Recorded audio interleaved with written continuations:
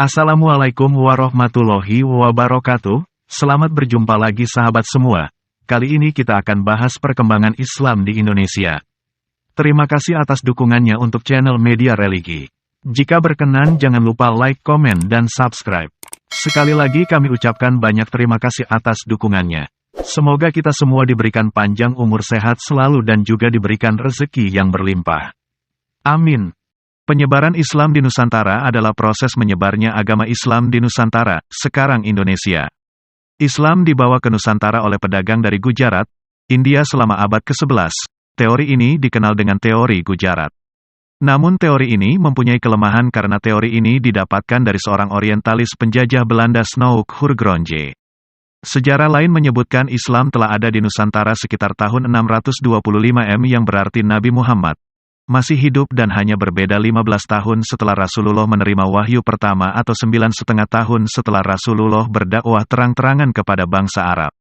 Pada pesisir pantai Sumatera sudah ditemukan sebuah perkampungan Arab Muslim yang masih berada dalam kekuasaan wilayah kerajaan Buddha Sriwijaya. Pada akhir abad ke-16, Islam telah melampaui jumlah penganut Hindu dan Buddhisme sebagai agama dominan bangsa Jawa dan Sumatera. Bali mempertahankan mayoritas Hindu, sedangkan pulau-pulau timur sebagian besar tetap menganut animisme sampai abad 17 dan 18 ketika agama Kristen menjadi dominan di daerah tersebut.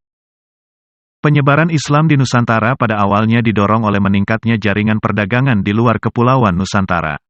Pedagang dan bangsawan dari kerajaan besar Nusantara biasanya adalah yang pertama mengadopsi Islam. Kerajaan yang dominan, termasuk Kesultanan Mataram, di Jawa Tengah sekarang, dan Kesultanan Ternate dan Tidore di Kepulauan Maluku di timur.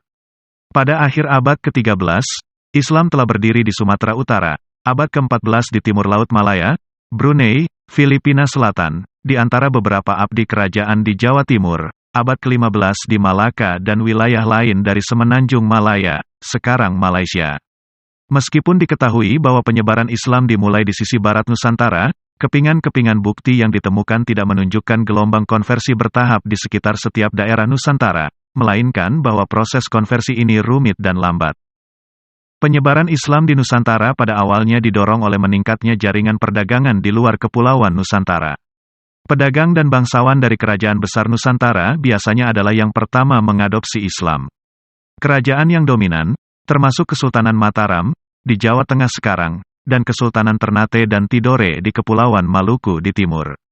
Pada akhir abad ke-13, Islam telah berdiri di Sumatera Utara, abad ke-14 di Timur Laut Malaya, Brunei, Filipina Selatan, di antara beberapa abdi kerajaan di Jawa Timur, abad ke-15 di Malaka dan wilayah lain dari Semenanjung Malaya, sekarang Malaysia.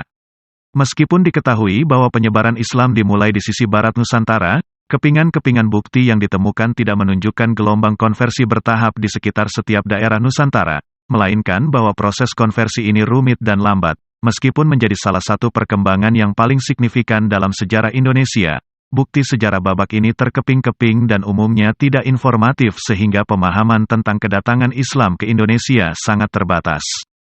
Ada perdebatan di antara peneliti tentang apa kesimpulan yang bisa ditarik tentang konversi masyarakat Nusantara kala itu. 1. 3 bukti utama, setidaknya dari tahap-tahap awal proses konversi ini, adalah batu nisan dan beberapa kesaksian peziarah, tetapi bukti ini hanya dapat menunjukkan bahwa umat Islam pribumi ada di tempat tertentu pada waktu tertentu. Bukti ini tidak bisa menjelaskan hal-hal yang lebih rumit seperti bagaimana gaya hidup dipengaruhi oleh agama baru ini, atau seberapa dalam Islam mempengaruhi masyarakat. Dari bukti ini tidak bisa diasumsikan bahwa karena penguasa saat itu dikenal sebagai seorang Muslim, maka proses Islamisasi daerah itu telah lengkap dan mayoritas penduduknya telah memeluk Islam. Namun proses konversi ini adalah suatu proses yang berkesinambungan dan terus berlangsung di Nusantara, bahkan tetap berlangsung sampai hari ini di Indonesia modern. Namun demikian, titik balik yang jelas terjadi adalah ketika kerajaan Hindu Majapahit di Jawa dihancurkan oleh kerajaan Islam Demak. Pada 1527, pemimpin perang Muslim Fathahillah mengganti nama Sunda Kelapa yang baru ditaklukkannya sebagai Jayakarta, berarti kota kemenangan, yang akhirnya seiring waktu menjadi Jakarta. Asimilasi budaya Nusantara menjadi Islam kemudian meningkat dengan cepat setelah penaklukan ini. Awal sejarah. Bukti sejarah penyebaran Islam di Nusantara terkeping-keping, dan umumnya tidak informatif, sehingga pemahaman tentang kedatangan Islam ke Indonesia terbatas. Ada perdebatan di antara peneliti tentang apa kesimpulan yang bisa ditarik tentang konversi masyarakat Nusantara. 3 bukti utama. 1. Setidaknya dari tahap-tahap awal proses konversi ini, adalah batu nisan dan kesaksian beberapa peziarah. Tetapi hal ini hanya dapat menunjukkan bahwa umat Islam pribumi ada di tempat tertentu pada waktu tertentu. Baik pemerintah kolonial Hindia Belanda maupun Republik Indonesia, lebih memilih situs peninggalan Hindu dan Buddha di Pulau Jawa. Dalam alokasi sumber daya mereka untuk penggalian dan pelestarian purbakala, kurang memberi perhatian pada penelitian tentang awal sejarah Islam di Indonesia. Dana penelitian, baik negeri maupun swasta, dihabiskan untuk pembangunan masjid-masjid baru, daripada mengeksplorasi yang lama. 2. Sebelum Islam mendapat tempat di antara masyarakat Nusantara, pedagang Muslim telah hadir selama beberapa abad. Sejarawan Merle Rickleffe, 1991, mengidentifikasi 2 proses tumpang tindih di mana Islamisasi Nusantara terjadi, antara orang Nusantara mendapat kontak dengan Islam, dan dikonversi menjadi Muslim, dan atau Muslim Asia asing, India, China, Arab, dan lain-lain, menetap di Nusantara, dan bercampur dengan masyarakat lokal. Islam diperkirakan telah hadir di Asia Tenggara sejak awal era Islam. Dari waktu Khalifah ketiga Islam, Utsman, 644-656, utusan dan pedagang Muslim tiba di China dan harus melewati rute Laut Nusantara, melalui Nusantara dari dunia Islam. Melalui hal inilah kontak utusan Arab antara tahun 904 dan pertengahan abad ke-12, diperkirakan telah terlibat dalam negara perdagangan maritim Sriwijaya di Sumatera. Kesaksian awal tentang Kepulauan Nusantara terlacak dari Kekhalifahan Abbasiyah. Menurut kesaksian awal tersebut, Kepulauan Nusantara adalah terkenal di antara pelaut Muslim, terutama karena kelimpahan komoditas perdagangan rempah-rempah berharga seperti pala, cengkeh, lengkuas, dan banyak lainnya. 3. Kehadiran Muslim asing di Nusantara, bagaimanapun tidak menunjukkan tingkat konversi pribumi Nusantara ke Islam yang besar, atau pembentukan negara Islam pribumi di Nusantara. 3 bukti yang paling dapat diandalkan tentang penyebaran awal Islam di Nusantara berasal dari tulisan di batu nisan dan sejumlah kesaksian peziarah. Nisan paling awal yang terbaca tertulis tahun 475 H, 1082 M. Meskipun milik seorang Muslim asing, ada keraguan apakah nisan tersebut tidak diangkut ke Jawa pada masa setelah tahun tersebut. Bukti pertama Muslim pribumi Nusantara berasal dari Sumatera Utara. Marco Polo dalam perjalanan pulang dari China pada tahun 1292, melaporkan setidaknya 1 kota Muslim, dan bukti pertama tentang dinasti Muslim adalah nisan tertanggal tahun 696 Hijriah, 1297 Masehi, dari Sultan Malik Al-Saleh, penguasa Muslim pertama Kesultanan Samudera Pasai, dengan batu nisan selanjutnya menunjukkan diteruskannya pemerintahan Islam. Kehadiran sekolah pemikiran Syafi'i, yang kemudian mendominasi Nusantara dilaporkan oleh Ibnu Batutah, seorang peziarah dari Maroko, tahun 1346. Dalam catatan perjalanannya, Ibnu Batutah menulis bahwa penguasa Samudera Pasai adalah seorang Muslim, yang melakukan kewajiban agamanya sekuat tenaga. Madhab yang digunakannya adalah Imam Syafi'i dengan kebiasaan yang sama ia lihat di India. Menurut wilayah, pada awalnya sejarawan meyakini bahwa Islam menyebar di masyarakat Nusantara, dengan cara yang umumnya berlangsung damai, dan dari abad ke-14 sampai akhir abad ke-19 Nusantara melihat hampir tidak ada aktivitas misionaris Muslim terorganisir. Namun klaim ini kemudian dibantah oleh temuan sejarawan bahwa beberapa bagian dari Jawa, seperti suku Sunda di Jawa Barat dan Kerajaan Majapahit di Jawa Timur ditaklukkan oleh Muslim Jawa dari Kesultanan Demak. Kerajaan Hindu-Buddha Sunda Pajajaran ditaklukkan oleh kaum Muslim pada abad ke-16. Sedangkan bagian pesisir Muslim dan pedalaman Jawa Timur yang Hindu-Buddha sering berperang. Pendiri Kesultanan Aceh Ali Mugayat Shah memulai kampanye militer pada tahun 1520 untuk mendominasi bagian utara Sumatera, dan mengkonversi penduduknya menjadi Islam. Penyebaran terorganisir Islam juga terbukti dengan adanya Wali Songo, 9 orang suci, yang diakui mempunyai andil besar dalam Islamisasi Nusantara secara sistematis selama periode ini. Malaka didirikan sekitar awal abad ke-15, negara perdagangan Melayu Kesultanan Malaka, sekarang bagian Malaysia. Didirikan oleh Sultan Parameswara, adalah sebagai pusat perdagangan paling penting di Kepulauan Asia Tenggara, pusat kedatangan Muslim asing, dan dengan demikian muncul sebagai pendukung penyebaran Islam di Nusantara. Parameswara sendiri diketahui telah dikonversi ke Islam, dan mengambil nama Iskandar Shah, setelah kedatangan Laksamana Cheng Ho yang merupakan suku Hui Muslim dari negeri China. Di Malaka dan di tempat lain batu-batu nisan bertahan dan menunjukkan tidak hanya penyebaran Islam di Kepulauan Melayu, tetapi juga sebagai agama dari sejumlah budaya dan penguasa mereka pada akhir abad ke-15. Sumatera Utara, masjid di Sumatera Barat dengan arsitektur tradisional Minangkabau. Bukti yang lebih kuat mendokumentasikan transisi budaya, yang berlanjut berasal dari dua batu nisan akhir abad ke-14 dari Minye Tujoh di Sumatera Utara, masing-masing dengan tulisan Islam tetapi dengan jenis karakter India dan lainnya Arab. Berasal dari abad ke-14, batu nisan di Brunei, Terengganu, Timur Laut Malaysia, dan Jawa Timur adalah bukti penyebaran Islam. Batu Terengganu memiliki dominasi bahasa Sanskerta atas kata-kata Arab, menunjukkan representasi pengenalan hukum Islam. Menurut Ying Yai Seng Lan, Survei Umum Pantai Samudra, 1433, yang ditulis oleh Ma Huan, pencatat sejarah dan penerjemah Cheng Ho, negara-negara utama di bagian utara Sumatera sudah merupakan kesultanan Islam. Pada tahun 1414, ia, Cheng Ho, mengunjungi Kesultanan Malaka. Penguasanya Iskandar Shah adalah Muslim dan juga warganya, dan mereka percaya dengan sangat taat. Di Kampong Pandey, Banda Aceh terdapat batu nisan Sultan Firmansyah, cucu dari Sultan Johansyah, yang memiliki sebuah prasasti yang menyatakan bahwa Banda Aceh adalah ibu kota Kesultanan Aceh Darussalam, dan bahwa kota itu didirikan pada hari Jumat, 1 Ramadan, tanggal 22 April tahun 1205, oleh Sultan Johansyah setelah ia menaklukkan kerajaan Hindu-Buddha Indrapurba yang beribu kota di Bandar Lamuri. Pembentukan kerajaan-kerajaan Islam lebih lanjut di bagian utara Pulau Sumatera, didokumentasikan oleh kuburan-kuburan akhir abad ke-15 dan ke-16, termasuk Sultan pertama dan kedua Kesultanan Pedir, sekarang Pidi, Muzaffar Shah, dimakamkan 902 Hijriah, 1497 Masehi, dan Maruf Shah, dimakamkan 917 Hijriah, 1511 Masehi. Kesultanan Aceh didirikan pada awal abad ke-16 dan kemudian akan menjadi negara yang paling kuat di utara Pulau Sumatera, dan salah satu yang paling kuat di seluruh Kepulauan Melayu. Sultan pertama Kesultanan Aceh adalah Ali Mugayat Shah yang nisannya bertanggal tahun 936 Hijriah, 1530 Masehi. Pada 1520, Ali Mugayat Shah memulai kampanye militer untuk mendominasi bagian utara Sumatera. Dia menaklukkan Daya, dan mengkonversi orang-orangnya ke Islam. Penaklukannya berlanjut ke bawah pantai timur, seperti Pidi dan Pasai menggabungkan beberapa daerah penghasil emas dan lada. Penambahan daerah-daerah tersebut akhirnya menyebabkan ketegangan internal dalam Kesultanan Aceh, karena kekuatan Aceh adalah sebagai bandar perdagangan, yang kepentingan ekonominya berbeda dari wilayah-wilayah bandar produksi. Buku ahli pengobatan Portugis Tome Pires yang mendokumentasikan pengamatannya atas Jawa dan Sumatera dari kunjungannya tahun-tahun 1512 sampai tahun 1515, dianggap salah satu sumber yang paling penting tentang penyebaran Islam di Nusantara.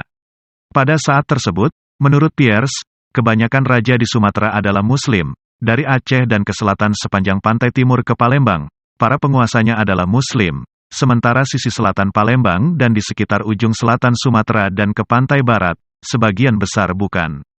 Di kerajaan lain Sumatera, seperti Pasai dan Minangkabau, penguasanya adalah Muslim meskipun pada tahap itu warga mereka dan orang-orang di daerah tetangga bukan. Bagaimanapun, dilaporkan oleh Pires bahwa agama Islam terus memperoleh penganut baru. Setelah kedatangan rombongan kolonial Portugis, dan ketegangan yang mengikuti tentang kekuasaan atas perdagangan rempah-rempah, Sultan Aceh Alauddin Al-Kahar, tahun 1539 sampai tahun 1571, mengirimkan dutanya ke Sultan Kesultanan Utsmaniyah, Sulaiman pertama tahun 1564, meminta dukungan Utsmaniyah melawan Kekaisaran Portugis. Dinasti Utsmani kemudian dikirim laksamana mereka, Kurtoglu Hizir Reis. Dia kemudian berlayar dengan kekuatan 22 kapal membawa tentara, peralatan militer dan perlengkapan lainnya. Menurut laporan yang ditulis oleh laksamana Portugis Fernão Mendes Pinto, armada Utsmaniyah yang pertama kali tiba di Aceh terdiri dari beberapa orang Turki, dan kebanyakan Muslim dari pelabuhan Samudera Hindia. Jawa Tengah dan Jawa Timur. Masjid Agung Demak, kerajaan Islam pertama di Jawa. Prasasti-prasasti dalam aksara Jawa kuno, bukan bahasa Arab, ditemukan pada banyak serangkaian batu nisan bertanggal sampai 1369 Masehi di Jawa Timur, menunjukkan bahwa mereka hampir pasti adalah Jawa pribumi, bukan Muslim asing. Karena dekorasi rumit dan kedekatan dengan lokasi bekas ibu kota kerajaan Hindu-Buddha Majapahit, Louis Charles Damais, peneliti dan sejarawan, menyimpulkan bahwa makam ini adalah makam orang-orang Jawa pribumi yang sangat terhormat, bahkan mungkin keluarga kerajaan. Hal ini menunjukkan bahwa beberapa elit kerajaan Majapahit di Jawa telah memeluk Islam pada saat Majapahit yang merupakan kerajaan Hindu-Buddha berada di puncak kejayaannya. Rickleff, 1991, berpendapat bahwa batu-batu nisan Jawa Timur ini, berlokasi dan bertanggal di wilayah non-pesisir Majapahit, meragukan pandangan lama bahwa Islam di Jawa berasal dari pantai, dan mewakili oposisi politik dan agama untuk kerajaan Majapahit. Sebagai sebuah kerajaan dengan kontak politik dan perdagangan yang luas, Majapahit hampir pasti telah melakukan kontak dengan para pedagang Muslim, namun kemungkinan adanya abdi dalam keraton yang berpengalaman untuk tertarik pada agama kasta pedagang masih sebatas dugaan. Sebaliknya, guru sufi Islam yang dipengaruhi mistisisme, dan mungkin mengklaim mempunyai kekuatan gaib, lebih mungkin untuk diduga sebagai agen konversi agama para elit istana Jawa yang sudah lama akrab dengan aspek mistisisme Hindu dan Buddha.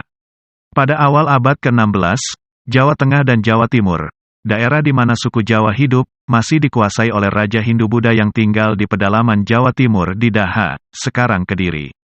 Namun daerah pesisir seperti Surabaya, telah terislamisasi dan sering berperang dengan daerah pedalaman, kecuali Tuban, yang tetap setia kepada Raja Hindu-Buddha. Beberapa wilayah di pesisir tersebut adalah wilayah penguasa Jawa yang telah berkonversi ke Islam, atau wilayah Tionghoa Muslim, India, Arab dan Melayu yang menetap, dan mendirikan negara perdagangan mereka di pantai. Menurut Pires, para pemukim asing dan keturunan mereka tersebut begitu mengagumi budaya Hindu-Buddha Jawa, sehingga mereka meniru gaya tersebut dan dengan demikian mereka menjadi Jawa.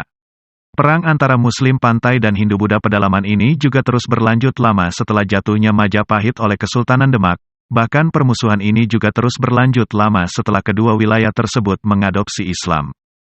Kapan orang-orang di pantai utara Jawa memeluk Islam tidaklah jelas.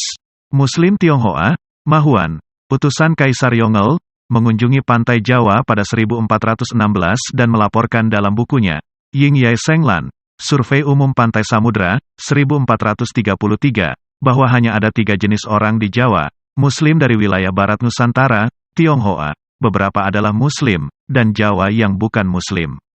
Karena batu-batu nisan Jawa Timur adalah dari Muslim Jawa 50 tahun sebelumnya, laporan Mahuan menunjukkan bahwa Islam mungkin memang telah diadopsi oleh sebagian abdi dalam istana Jawa sebelum orang Jawa pesisir. Sebuah nisan Muslim bertanggal 822 Hijriah, 1419 Masehi, ditemukan di Gresik, pelabuhan di Jawa Timur dan menandai makam Maulana Malik Ibrahim. Namun bagaimanapun, dia adalah orang asing non-Jawa, dan batu nisannya tidak memberikan bukti konversi pesisir Jawa. Namun Malik Ibrahim, menurut tradisi Jawa adalah salah satu dari 9 penyebar Islam di Jawa, disebut Wali Songo. Meskipun tidak ada bukti tertulis ditemukan tentang tradisi ini. Pada abad ke-15-an, kerajaan Majapahit yang kuat di Jawa mengalami kemunduran. Setelah dikalahkan dalam beberapa pertempuran, kerajaan Hindu terakhir di Jawa jatuh di bawah meningkatnya kekuatan Kesultanan Demak pada tahun 1520. Jawa Barat, Suma Oriental, Dunia Timur, yang ditulis Tome Pires melaporkan juga bahwa suku Sunda di Jawa Barat bukanlah Muslim di zamannya, dan memang memusuhi Islam. Sebuah penaklukan oleh Muslim di daerah ini terjadi pada abad ke-16. Dalam studinya tentang Kesultanan Banten, Martin van Bruinessen berfokus pada hubungan antara mistik dan keluarga kerajaan, menjadi pembeda bahwa proses Islamisasi dengan yang berlaku di tempat lain di Pulau Jawa. Dalam kasus Banten, sumber-sumber pribumi mengasosiasikan tarekat tidak dengan perdagangan dan pedagang, tetapi dengan raja, kekuatan magis dan legitimasi politik. Ia menyajikan bukti bahwa Sunan Gunung Jati diinisiasi ke dalam aliran Kubra, Satari, dan Naksabandiyah dari Sufisme. Daerah lain. Tidak ada bukti dari penerapan Islam oleh orang Nusantara sebelum abad ke-16 di daerah luar Pulau Jawa, Pulau Sumatera, Kesultanan Ternate dan Tidore di Maluku, dan Kesultanan Brunei dan Semenanjung Melayu. Legenda Nusantara dan Melayu. Meskipun kerangka waktu bagi masuknya Islam di wilayah Indonesia dapat ditentukan secara luas, sumber-sumber utama sejarah tidak bisa menjawab banyak pertanyaan yang spesifik, sehingga kontroversi terus mengelilingi topik ini. Sumber-sumber seperti tidak menjelaskan mengapa konversi signifikan orang pribumi Nusantara menjadi Islam tidak dimulai hingga beberapa abad bahkan setelah para Muslim asing mengunjungi dan tinggal di Nusantara. Sumber-sumber ini juga tidak cukup menjelaskan asal-usul dan perkembangan aliran istimewa Islam di Nusantara, atau bagaimana Islam menjadi agama yang dominan di Nusantara. Untuk mengisi kekosongan celah sejarah ini, banyak peneliti mencari referensi ke legenda-legenda Melayu dan Nusantara tentang konversi pribumi Nusantara ke Islam.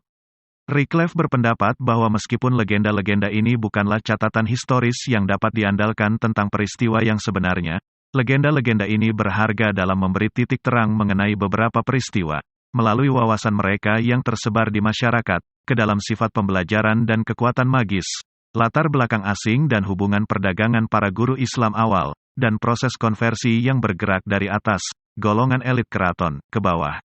Legenda ini juga memberikan wawasan tentang bagaimana generasi muda Nusantara, Indonesia, melihat proses Islamisasi ini. Sumber-sumber ini termasuk Hikayat Raja-Raja Pasai, sebuah teks bahasa Melayu kuno yang menceritakan bagaimana Islam datang ke negeri Samudra, Kesultanan Samudera Pasai, sekarang di Aceh, di mana kerajaan Islam di Nusantara yang pertama didirikan. Sejarah Melayu, teks bahasa Melayu kuno, yang seperti juga Hikayat Raja-Raja Pasai menceritakan kisah konversi Samudra, tetapi juga bercerita tentang konversi Raja Malaka, Parameswara, Babat Tanah Jawi, nama generik yang digunakan untuk sejumlah besar manuskrip, di mana konversi ke dalam bahasa Jawa yang pertama diatributkan pada Wali Sanga, 9 orang suci, Sejarah Banten, sebuah teks Jawa yang berisi cerita konversi.